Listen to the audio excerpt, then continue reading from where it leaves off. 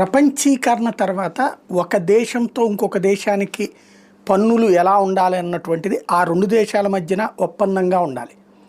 అంతే తప్పించి ఒక్కొక్క దేశానికి వాళ్ళు ఇష్టం వచ్చినట్టు వేయడానికి వీల్లేదు. ఇది అమెరికన్ చట్టంలో ఉంది. అమెరికన్ ఫెడరల్ కోర్టు ఇప్పుడు అదే రైట్ చేసింది పాయింట్ని. ట్రంప్కి విశేష అధికారాలు ఉంటాయి. ఆ విశేష అధికారాలు అధ్యక్ష హోదా కారణంగా వస్తాయి.